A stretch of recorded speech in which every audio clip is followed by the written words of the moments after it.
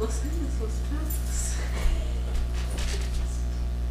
Yeah, but I have to go back because I couldn't get what I wanted to get.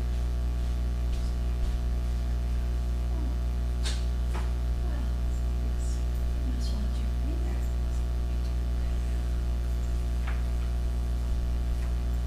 Oh, well. Yeah, that's right.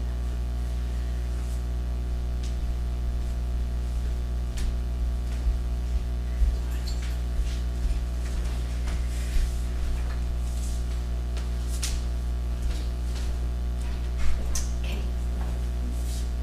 Kate Ford, I think. Kate, yeah.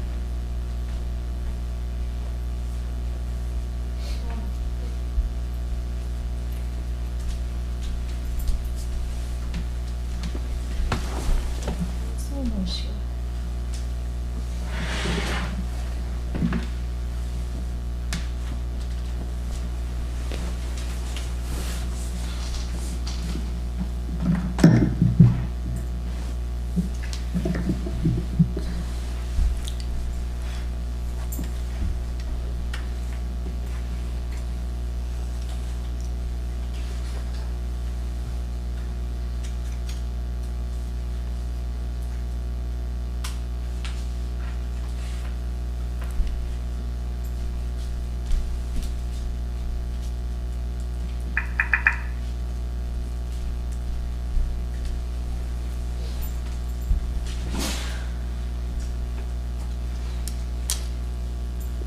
ॐ भद्रं कर्णेभिः शृणुयामदेवाः भद्रं पश्येम्माक्षभिर्यजत्राः स्थिरैरङ्गैस्तुष्टुवागुंसस्तनूभिः व्यशेमदेवहितं यदायुः स्वस्ति न इन्द्रो वृद्धश्रवाः स्वस्ति नः पूषा विश्ववेदाः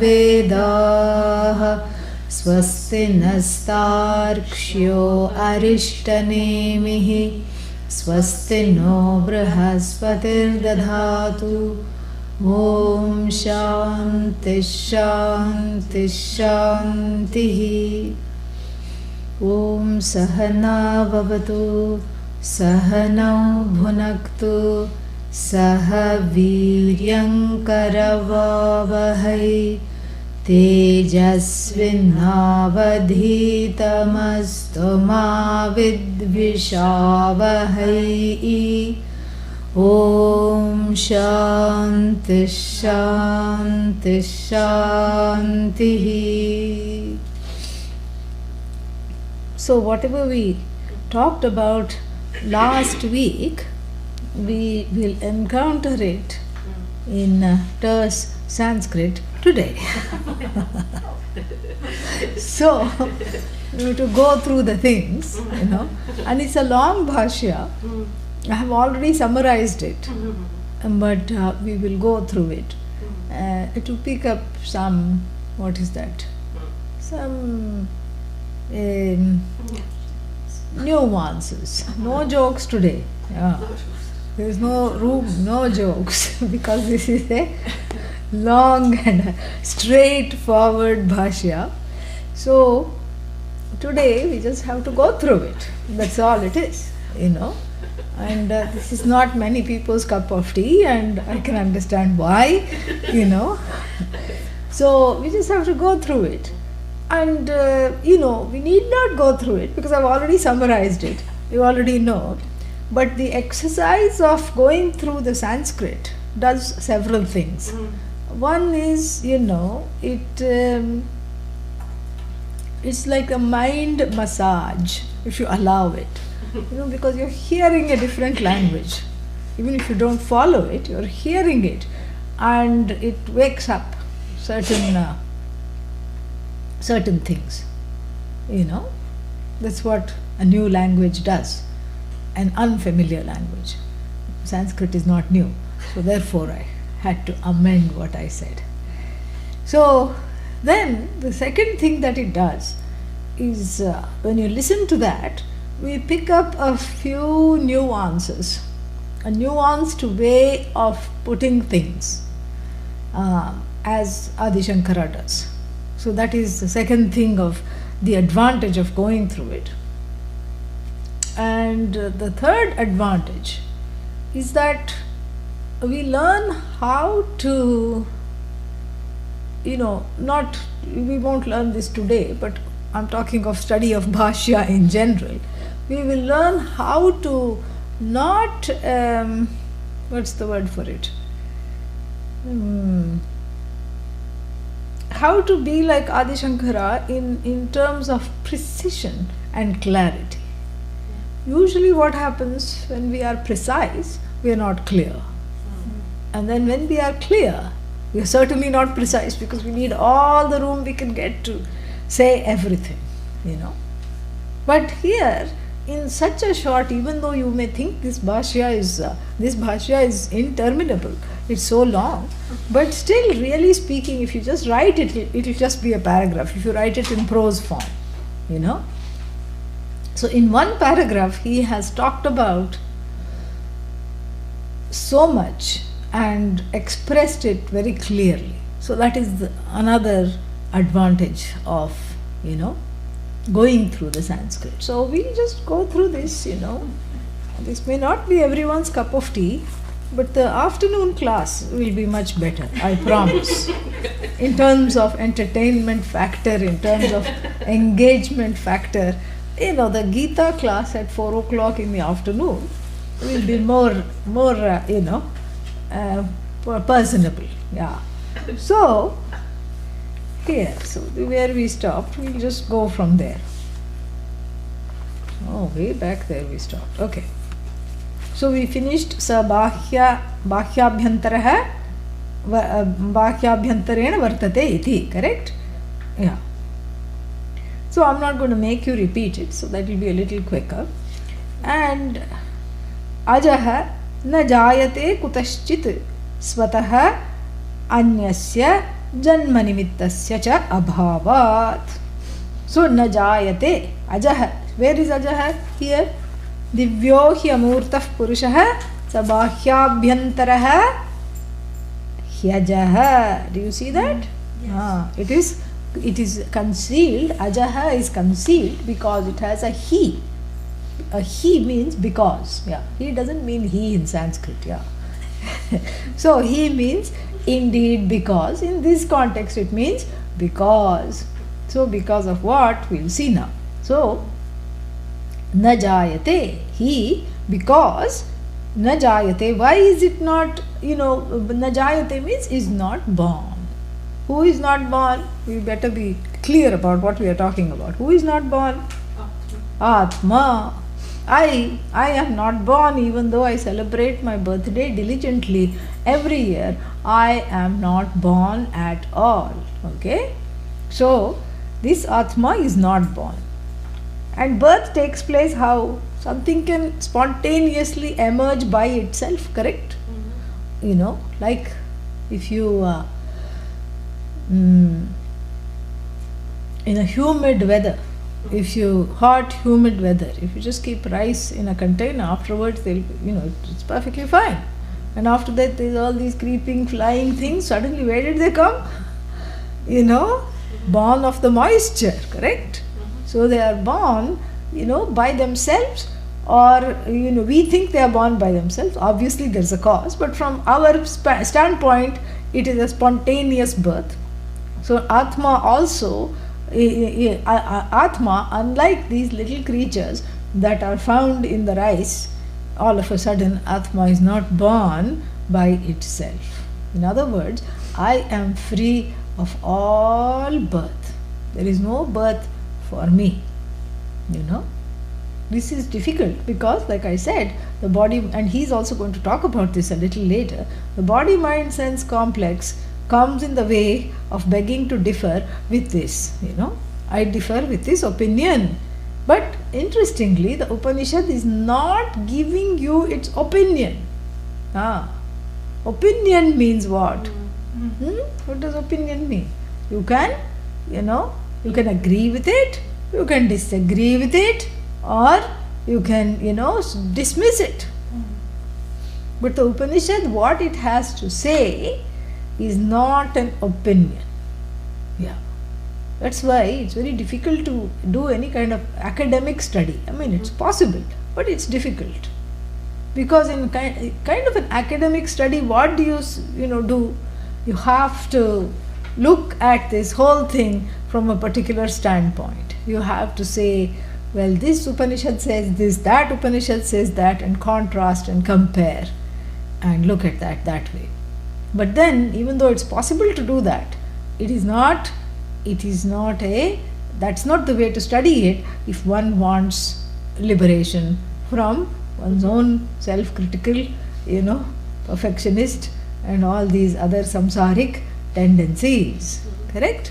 And so therefore, it is not born of itself. It has to be said like that, because there are things that appear to be born by themselves. So then what other way something can be born? If it's not born of itself spontaneously like Big Bang, then what other way is it born? Is it born through something else? Like even a chick, baby chick comes from the egg, andaja, andat jayate. So that from which it is born goes into the fifth case, correct? Yeah, so here Atma is not, born of anything else. Neither is it spontaneously born. I think I'm going to give birth to myself, tada. No. And neither does it have a mummy or a nanny or a daddy. Nothing. It is not born through something else, because the very premise that Atma is born through something else, what do you have to have? At least two entities, the birther and the birthed. But here all there is Atma. So the birth is denied for this Atma, which is talked about here. It's not born of any other object. Ajaha najayate kutaschit. It is not born by anything else. Na swataha na anyasya janma nimittasya bhavat. So the reason that is given here, why is it not born of itself or anything else, is because there is no cause for the birth. The cause for birth is totally absent. Cause for birth is absent. And if the cause for birth is absent, how can it take place, Yatha jala budbudadehe vayavyadi. Yatha here means like, but actually it's an unlike. Ayatha. It should be unlike the example given here. Like bubbles are born due to the action of the air on the water. So like that, Atma cannot be born, because there is nothing other than the Atma to give birth to it, and neither it is born of itself. Why? Because it's already existent, it doesn't need to be born. Yatha nabha sushira bhedanam ghatadi. Like even the pot space is born. Sushira bheda means the discrete spaces. So the pot space is born. When is the pot space is born? Yeah, when is the pot space born? Huh? When the pot is made, as soon as you make the outside of the pot, the pot space, has a happy birthday to me. It sings. It sings. Correct? And soon after that happy birthday, what does it say? I'm not happy. Why? Because I'm different from everything else. I'm different from room space. I'm different from space. Space is God. I am at best odd. Space is the cause. I am because.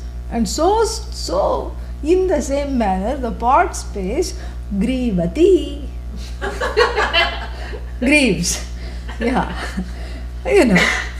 Yeah. So, the pot space grieves because of its perceived, not real, apparent and perceived separation from space. So then it does a headstand. Why does it do a headstand? In the hope that it will join the space. Yeah. Is its hope fulfilled? No. Because the neck is like a funnel, so it doesn't come out. The pot's neck, not the space's neck. The pot's neck is like a funnel, so it doesn't come out no matter what you do. And it says, I have to become one with space. And if I don't become one with space, I am miserable. Oh when will I cast the mortal coils to become one with, space? This is the drama king called pot. Okay, very dramatic in its expression of the pain and sorrow that it feels in recognizing itself as confined to this avatar. Yes, avatar called pot. So sad we are for it, but at the same time, why are we sad for it? Why does it invoke in us a sadness? Because everyone secretly feels like the pot. Yeah, that like this pot, I too, am trapped.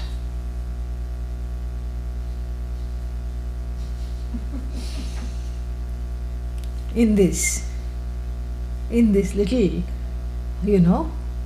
aging appendage.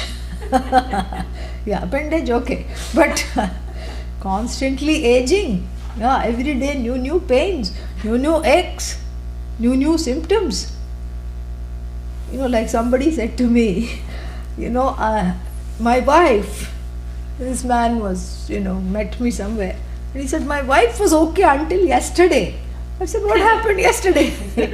She was diagnosed yesterday with high blood pressure. Yesterday she had high blood pressure. How did she have high blood pressure? No, we just went to a doctor for a regular checkup, and then she was diagnosed with high blood pressure. Till yesterday she was just fine. I said, do you think that the high blood pressure might have already been there and it was just diagnosed yesterday? No, it was just diagnosed. He was not even understanding. He was so distraught that his wife had high blood pressure. He was not even understanding what I was trying to say.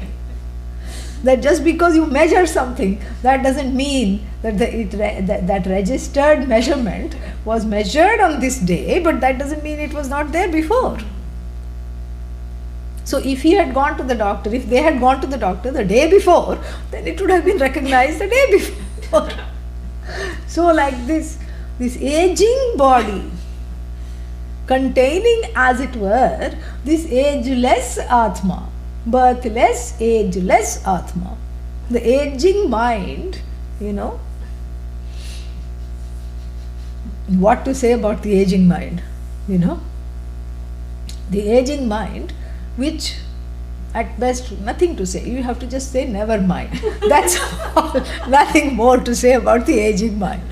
So this particular container, which houses the Atma, so to speak, seems to be all wrong.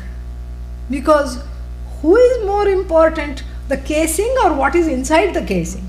What is inside the casing is more important. Like even they have all these, like if you think about the Torah in the Jewish tradition, that is kept in a beautiful silver container.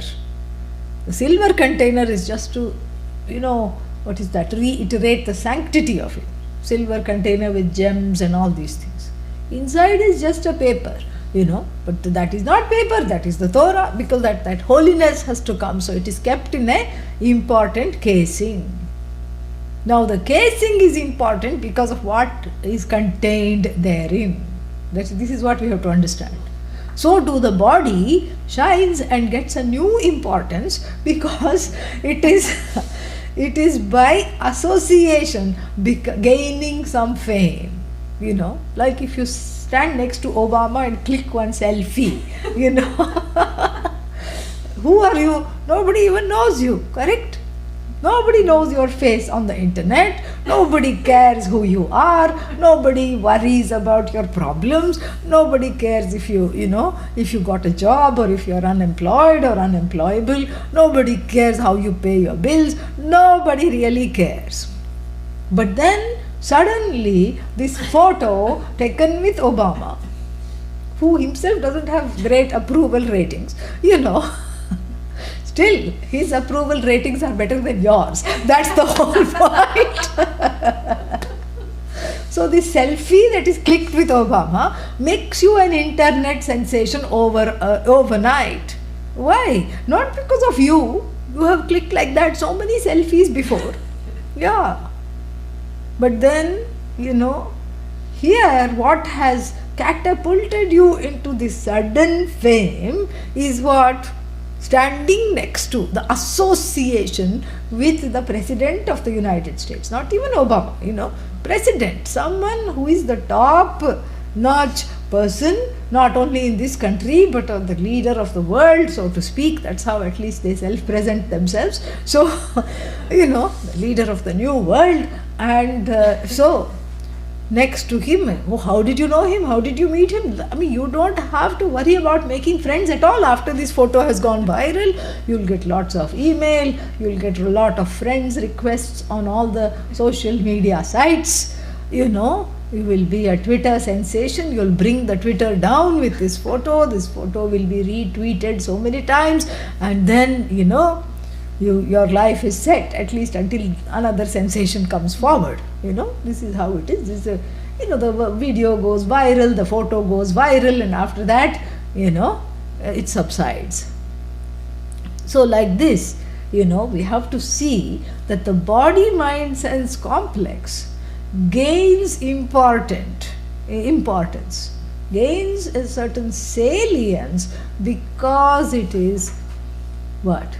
In association with, as it were, the Atma. Don't say Obama here, even though it ends in MA. That's why Atma, Obama. Don't say Obama here. This is Atma. What is this Atma? Myself alone. No, but this body, that is also myself. Oh, but body is myself? Yes. Atma is myself? Yes. Then that is why there is samsara.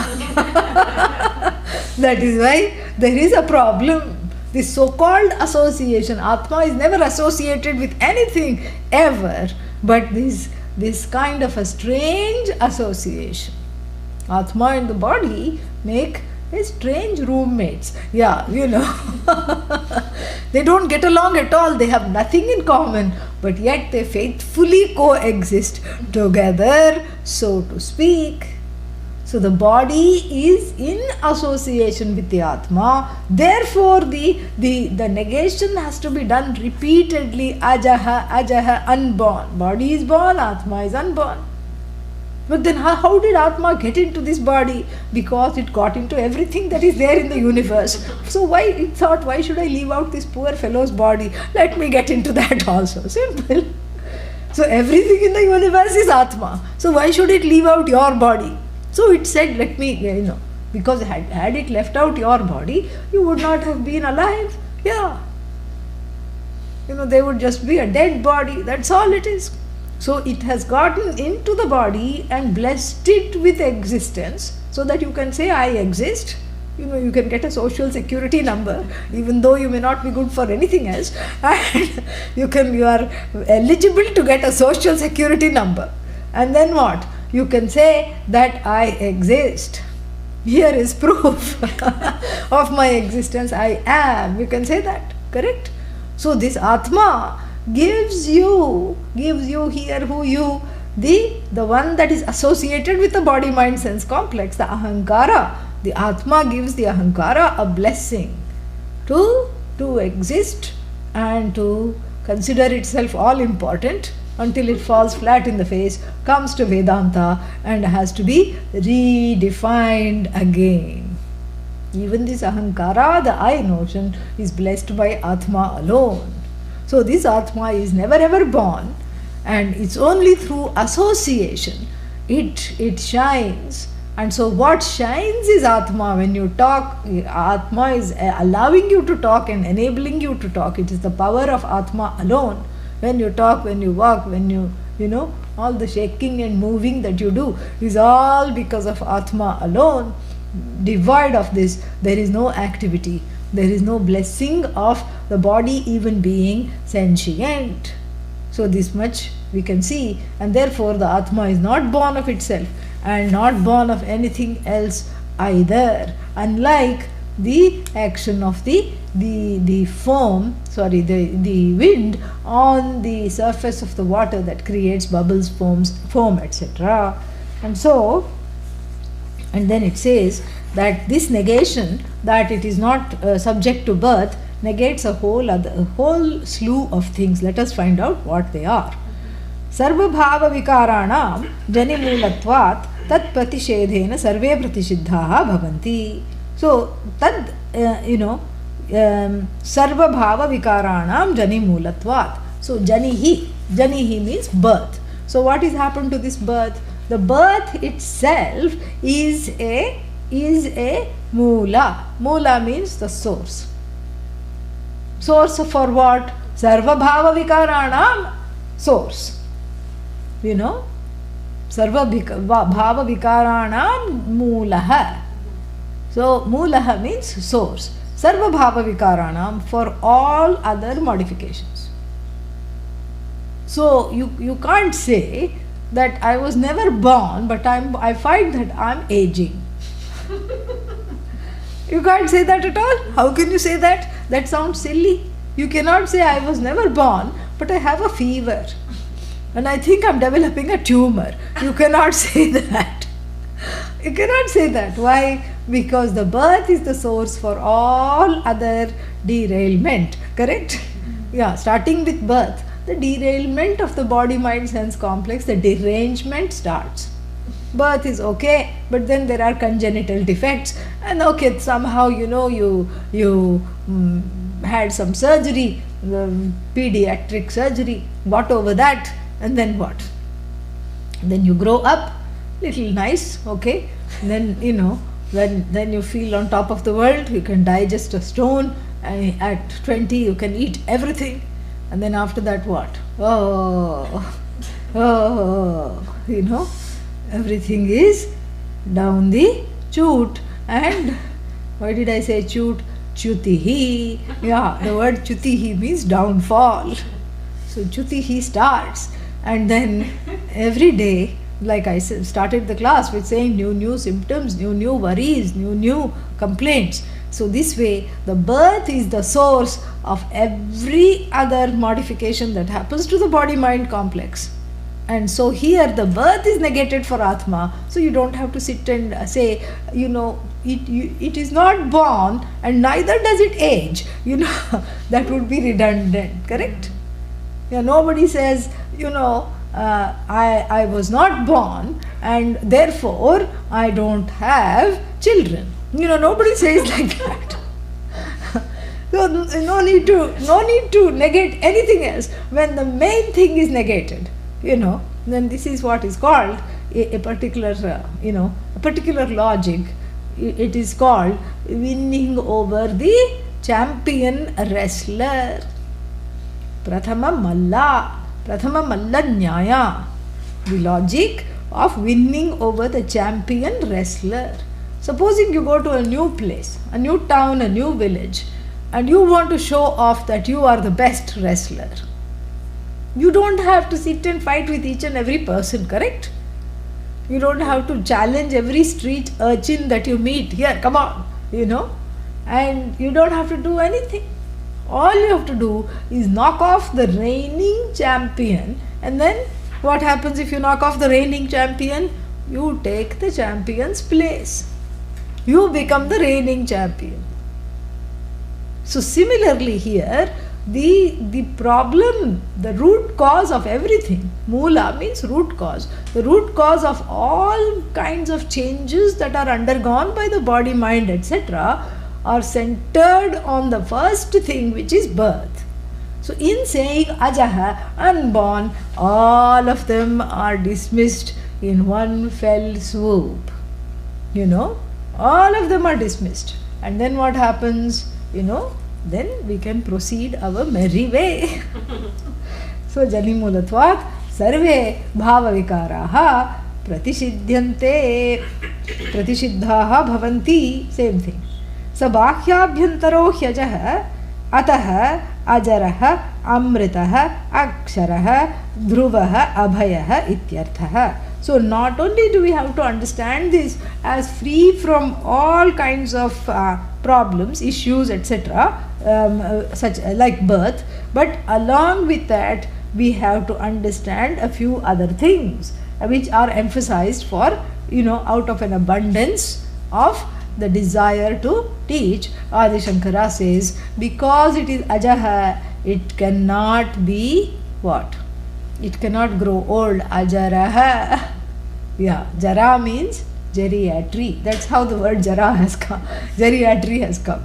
So that, if it is not born, it cannot age. We have already seen this. If it's not born, it cannot age. Amritaha, it's not subject to death. Aksharaha, free of being declining in any way at all. And then dhruvaha, in the same way, as is in the same way as before. Unchanging, dhruvaha, unchanging, and therefore free of fear. Abhayaha. Free of fear, why? Because if you look at fear, the fear is all about endings, correct? Mostly fear means fear of death, right? Yeah. So here, free of fear means there is no death, there is no aging, there is no ending, and so therefore itself is free of fear. And then he concedes that this is a very difficult thing to understand. He concedes that. He says, Yadyapi dehadi upadhi bheda drishtinam avidyavashat deha bhedeshu sapranah samanah sendriyah savishayah iva pratyabhasate तलमलादिमद इव आकाशं तथापि तु स्वतः परमार्थदृष्टिणां प्राणः अविद्यमानः क्रियाशक्तिभेदवान् चलनात्मको वायुः अस्मिन् असौ प्राणः अप्राणः. So he says that, यद्यपि, even though dehadi bheda upadhi drishtinam, so for the people who have what? Dehadi upadhi bheda drishtihi. Drishtihi, vision. Whose vision is what? Whose vision is vitiated by their ignorance. Avidyavashad, being helplessly, in the scope of ignorance, helplessly caught by ignorance. What do they have? Dehadi upadhi bheda drishti. So they see each body as different from another body.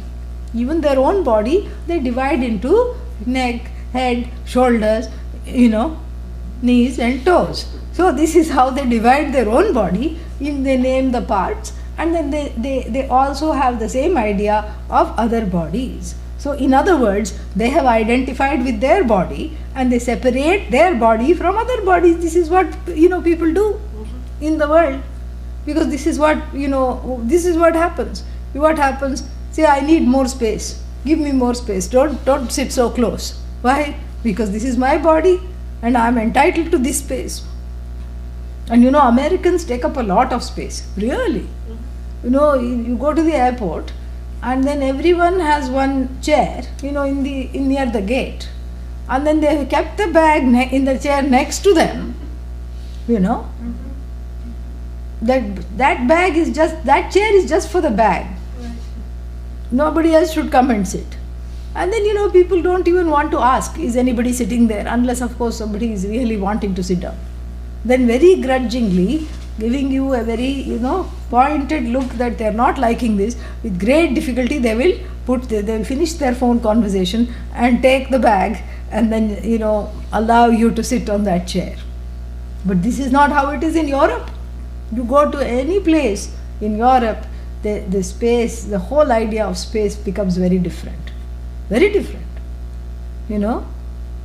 Nobody will keep their bag like that. That is seen as the most discourteous thing you can do, is keep the bag in the chair, next to you. You keep the bag on the floor where it belongs, in front of you or on the side of the chair or wherever it is on the floor. But there everything is fully utilized and nobody thinks this is my table, my space, like this. The whole idea of it is different. But this is just to illustrate how in this country, you feel like you need more space. Why? Because you are thinking that you end where the body ends. So this is how everybody thinks. Why? Because of self-ignorance. So that means if there is no self-ignorance, there will be a human pile-up of bodies. No, that's not the idea. It is a cognitive shift. That's what the whole idea is. The cognitive shift where you may want your space, that's a different thing. But you will not be put out if somebody comes and sits next to you. You are okay with that. So that is what the whole idea is. It's about a certain freedom. But Adi Shankara acknowledges that in fact this is not possible for people. Many people who are, for those who are in the spell of self-ignorance, what do? They still go on thinking that my body is separate from another body and that body is separate from this body. So what happens for them? For them it is said that they think that the Atma is with prana, with the mind, with the senses, savishayaha, and the objects of the senses. Iva pratyavabhasate talamaladimad iva akasham. So similarly, it for such people who are ignorant of their own glory, the Atma appears to be what? Endowed with a body, endowed with breath, endowed with a mind, etc. Endowed with the senses, etc. means senses, endowed with the ability to go after the sense objects. All these things, it's all drags in because of one's own ignorance. One looks upon one's body in this way and other bodies too. Like even an ignorant person, ignorant of what here? Physics, goes on top of the hill, like we talked last time, looks at the smog and says the space is polluted. Same thing. And why does the person say the space is polluted? Ignorant of physics. From that standpoint, it appears that the space has as though become dirty because of all the vehicular pollution. Correct? And so the same perception you now extrapolate to the body mind sense complex and the Atma. Atma has become dirty because body is dirty, and mind is having wrong thoughts, of offing someone, so Atma is dirty.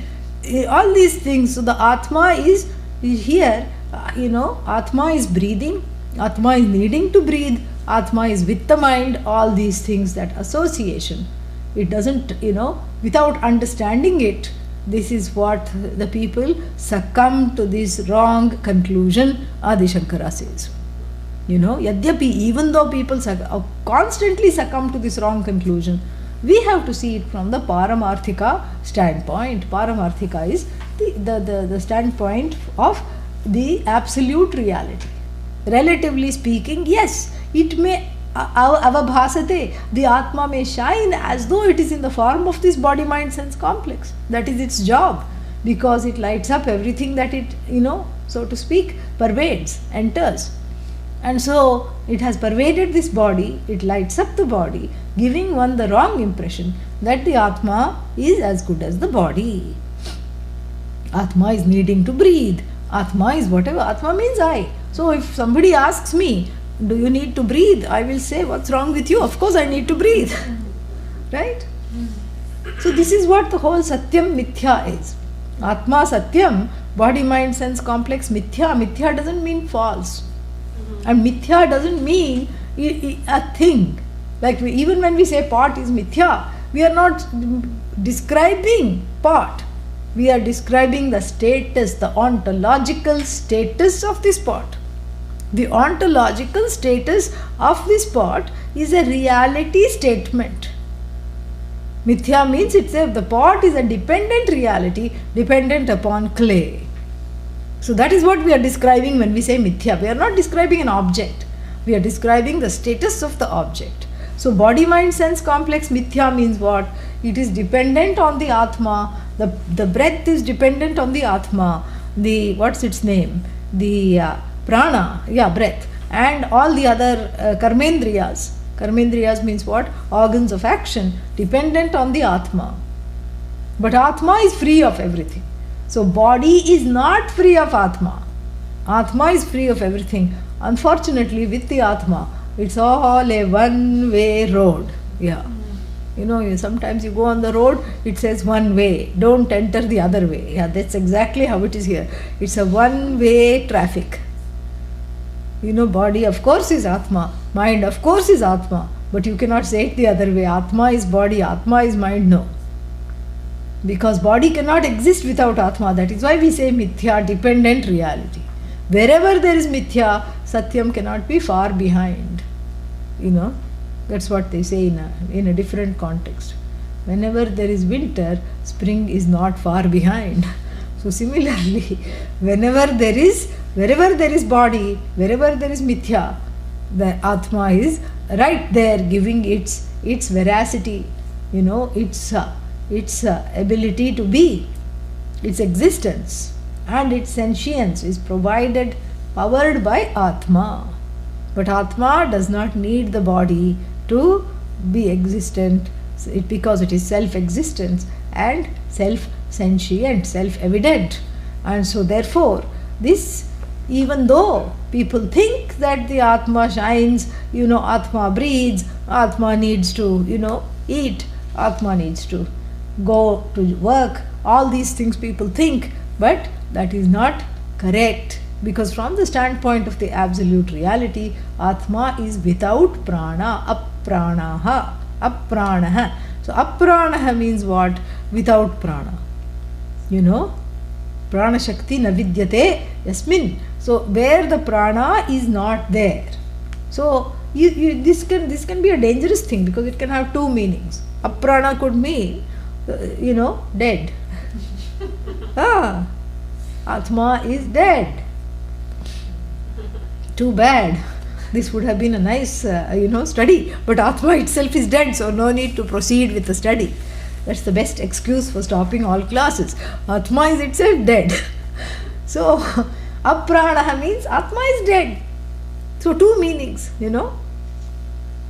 So, we can say, nirgataha, nirgataha pranaha yasmat. That could be one derivation, from where all pranas, all respiration, circulation, everything that the prana represents, the life force has departed. Then we will have to be in mourning. Yeah, because Atma has died. But even when we say Atma has died, who is allowing this to be said? Atma. So it is very much there. We can infer. You don't need to infer. But if one is desperate and not seeing the Atma, you can say, see, I am talking, therefore Atma is still very much with me. Okay, so this Atma, so apranaha doesn't mean from which the prana has departed. So apranaha means what? Na vidyate pranaha. Yasmin. In which, even though you don't use the locative case, in which there is total absence of all pranic activity. Pranic activity means things that power up the body-mind sense complex. Circulation, respiration, elimination. Tick, tick, tick. What is that one? The one that counts the life span. And then what else? Circulation, respiration, digestion. Yeah, assimilation of the food. Assimilation, elimination, circulation, respiration, and then tick, tick, tick. The one who counts all these, the lifespan in a particular body. These are called the life force prana. So prana here, you have to take all of them. That's why I keep going into the plural. So that's why you have to, even though the Upanishad takes it prana, was singular, here you have to take it plural. All five of these things that power the body. Atma doesn't need samana vayu, means the digestive power. Why? Because it doesn't eat anything. It doesn't need anything to digest. It doesn't have anything that needs digestion. Atma is that which pervades everything, and because of its presence, prana, blesses this body. But this is very difficult to understand. very difficult, admittedly, as Adi Shankara says, because one's orientation is to to give a lot of importance to the breathing and other things. And if the breathing is disturbed, the mind is disturbed. You see, there are certain things which happen. That's why in the plane they say, please put on oxygen mask yourself before you help the person next to you. Because if you don't put it on, you're going to pass out, correct? Yeah, or your mind is going to be, lots of funny things happen when there is no oxygen. You start talking all kinds of things, and and if there is no oxygen for a certain length of time, the brain is irreparably damaged. So therefore, the breathing is seen so important in the medical, from the medical standpoint, and from even from one's own experience. Here it's nice, very nice to read about the breathing, but try not breathing when you read this bhashya. It is impossible. It's very nice. It becomes almost an exercise in some kind of abstract sense, because I can't stop breathing to do this. But the nice thing is, I don't have to stop breathing to understand this. Atma is without prana. Let's try. Okay, I'm feeling the Atma, I'm feeling it. No? Thankfully, I don't have to do it. Why? Because I have to understand cognitively that something that I call I, that thing which does not, resolve into anything else, which is known as Atma, which is really myself alone, that which says, that entity, that conscious entity which says I am, it is conscious of itself, it is conscious of everything else, that one doesn't need to breathe. Even if I cannot understand it, I can take it, right now. I can just take it and then, go with it. I can just accept that this is what the Upanishad says. Even though I am not able to see this completely, I just take it for what it is and then go forward. And then what? So, Paramarthika Drishtya, he says, from the standpoint of the absolute reality, what happens, it, apranaha, avidyamanaha, pranaha. So, from the standpoint of the absolute reality, the prana is avidyamanaha. There is no prana at all. Atma is not subject to prana. So prana is born, Atma is not born. So then he says that along with aprana, when we said, what is that, ajaha, we negated all the other things, So here, apranaha, along with that, we have to, negate even the ability to do action. Because without prana, what action will be there? No action, correct? So we negate the ability to do any action at all, we negate. And then Kriya Shakti Bhedavan Vayuhu Chalanatmakaha Vayuhu Asmin Asau Eva Aprana. So, and also he says it has nothing to do with Vayu. Vayu is there, Vayu is the vital, prana is the vital force.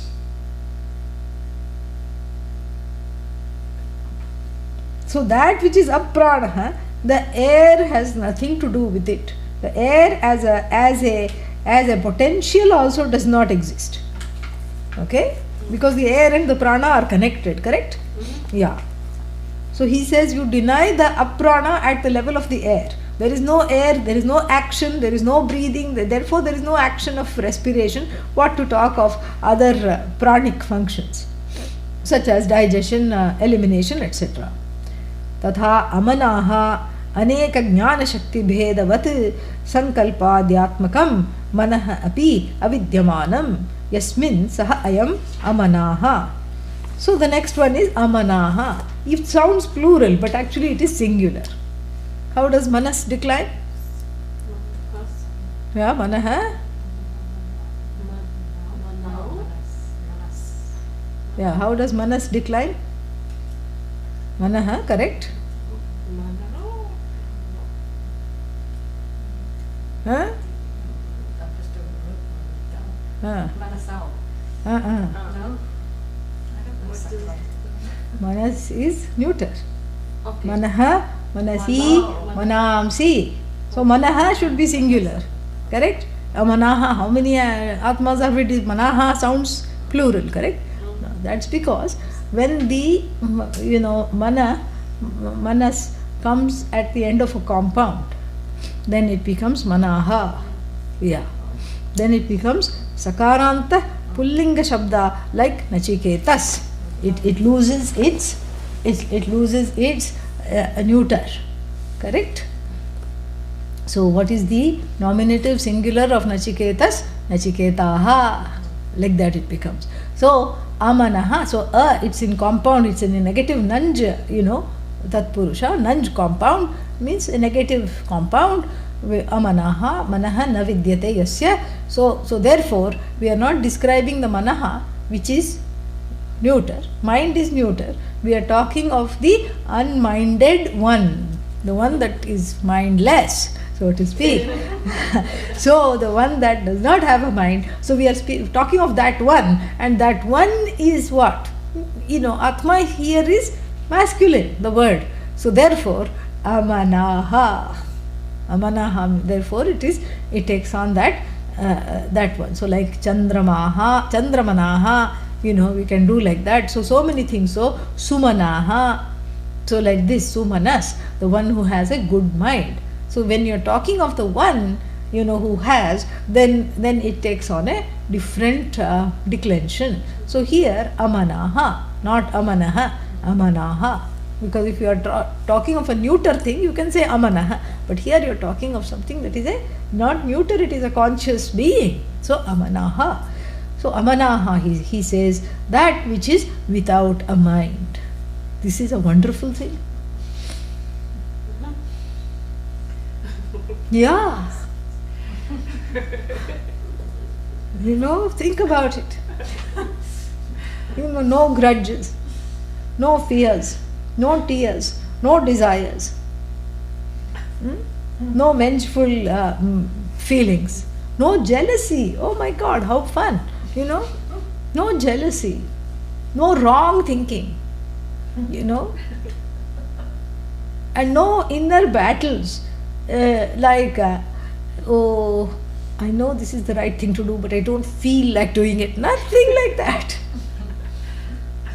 No inner battles or all these problems. No indecision. Wow! Think of all the implications of not having a mind. No inner battles, no struggles. And then furthermore, no self non-acceptance. I don't like myself. Correct? No distortion of what is through my own subjective view of what I think it should be. Unencumbered by the burdens of self-criticism, self-perfection, self-judgment. In other words, no samsara, no mind, no samsara.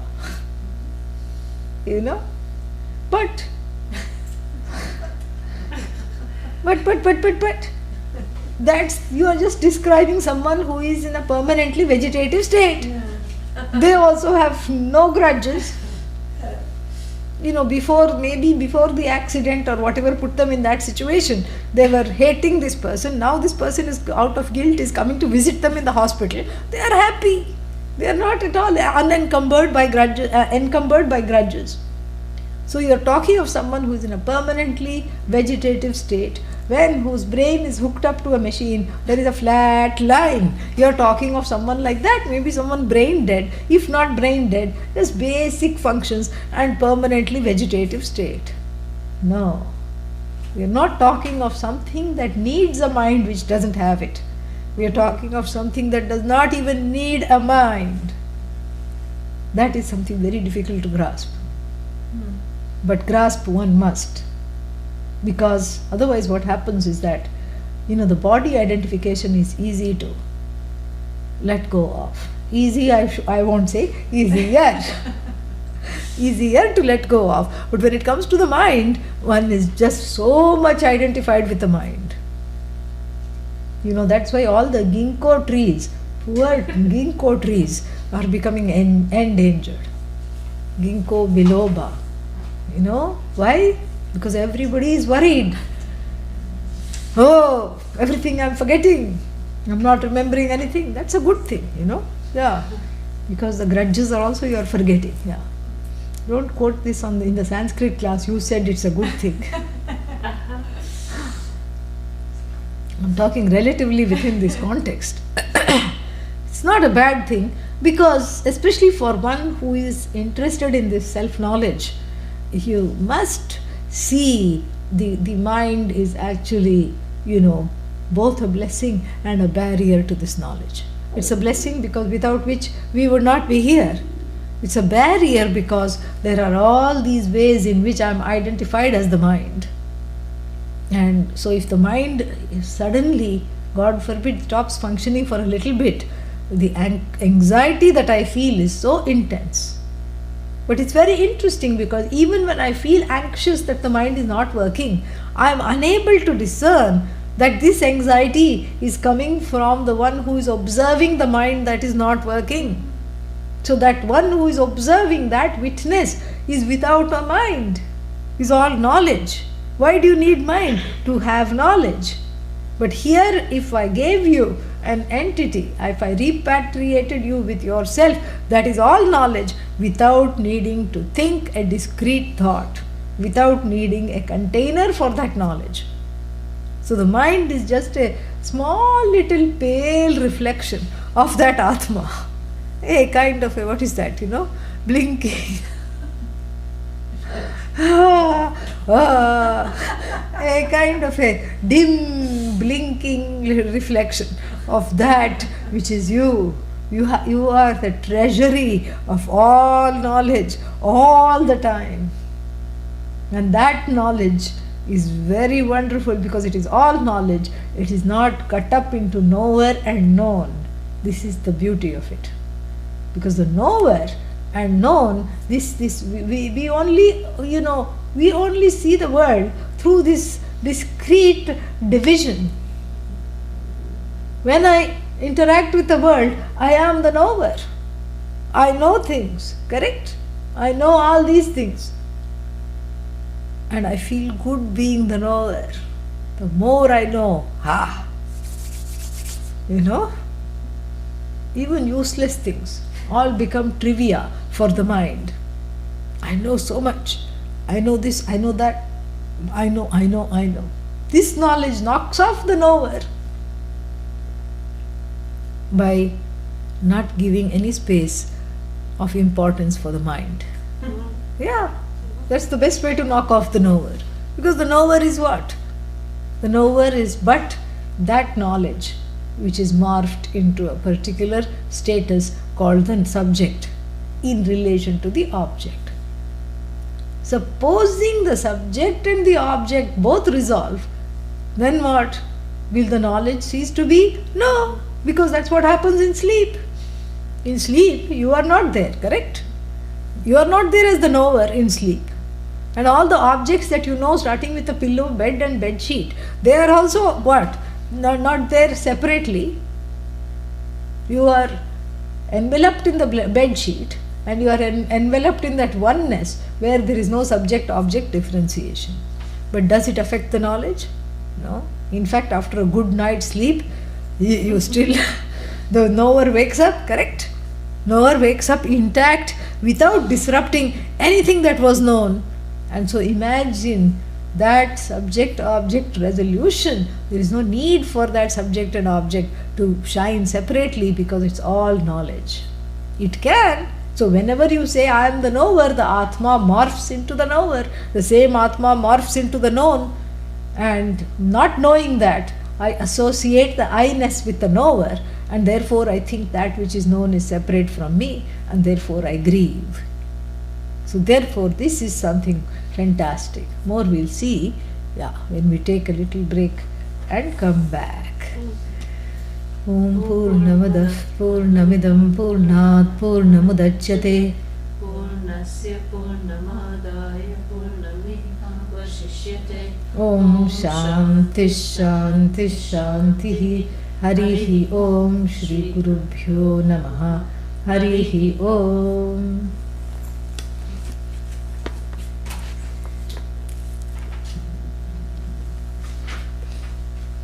10 minutes, you can come back.